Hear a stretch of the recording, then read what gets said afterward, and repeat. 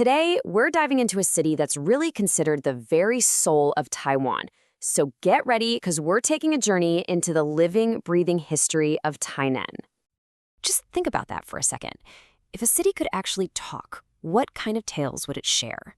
Well, let me tell you, Tainan doesn't just whisper its past. Oh no, it practically shouts it from every temple, every winding alleyway, and every amazing smelling food stop. So Tainan is tucked away on the sunny southwestern coast, and it was Taiwan's original capital.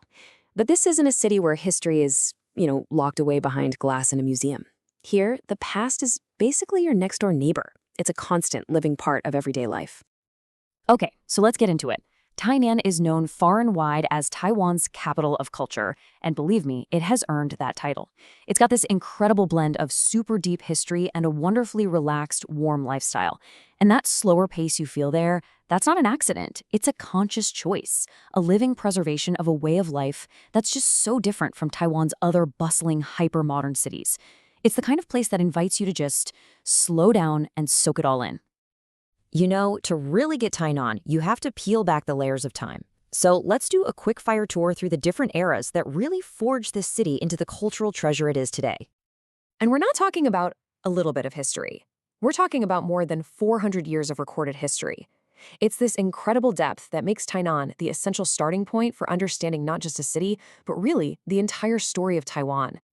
You can literally see the city's story unfold right here. I mean, look at this. It started way back before 1624 with the indigenous Soraya people. Then came the Dutch, who built a massive trading fort. They were followed by Koxinga, who made Tainan his capital and brought waves of Han settlers with him. Then, under the Qing dynasty, it became the island's administrative heart. And finally, the Japanese era brought in all this modern infrastructure. Each period literally built on top of the last one, and you can still see the marks they left. And this just illustrates that contrast perfectly. On one hand, you've got the foundational layers, right? The Dutch forts, the Qing trading ports that made Tainan a center of power. And then on the other hand, you have that 20th century makeover under the Japanese, who brought in these wide boulevards and modern commercial buildings.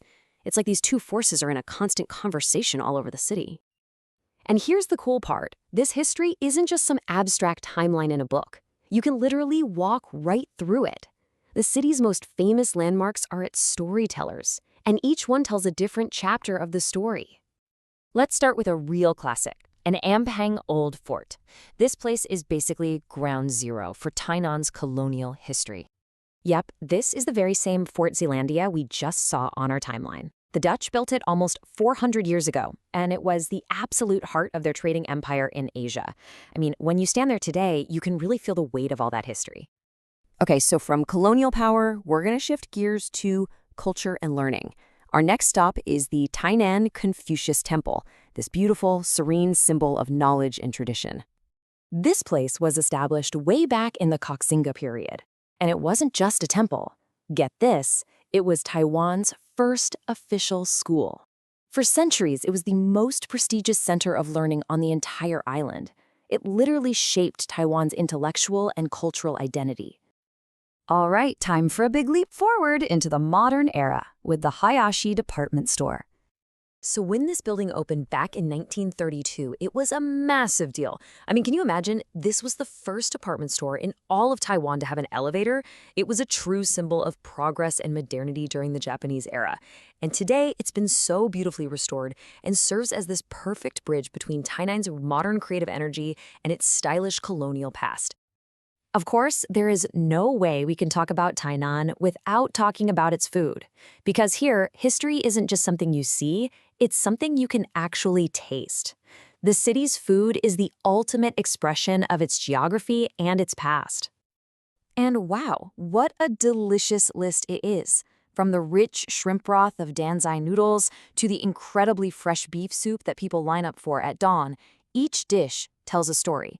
The huge variety of milkfish dishes points right to its coastal location, while so many of the rice and pork dishes echo the flavors brought over by Han migrants centuries ago. This quote just nails it. The food here isn't just about feeding yourself, it's about memory and identity. You know that characteristic hint of sweetness in a lot of the dishes? Well, they say that reflects the city's history as a wealthy sugar trading hub. It's flavor with a backstory. So, after all that, what is it that makes Tainan so special? Well, When you put everything together, the history, the landmarks, the food, you really start to get a feel for the soul of the city. It really boils down to these three pillars. First, you've got the deep, layered history that gives it a unique identity like nowhere else. Second, you have that rich heritage you can actually see and touch in its architecture. And third, you have this warm, welcoming lifestyle defined by that slower pace, the super friendly people, and of course, the absolutely incredible food. That combination, well, that's the magic of Tainan. So, I'm going to leave you with this thought. We've walked through its history, we've seen its landmarks, but if Tainan's soul is truly found in its flavors, what does it taste like? Is it the savory broth of beef soup, the sweetness of its famous desserts, or maybe something else entirely? I guess that's a discovery you just have to make for yourself. Thanks for joining me on this trip.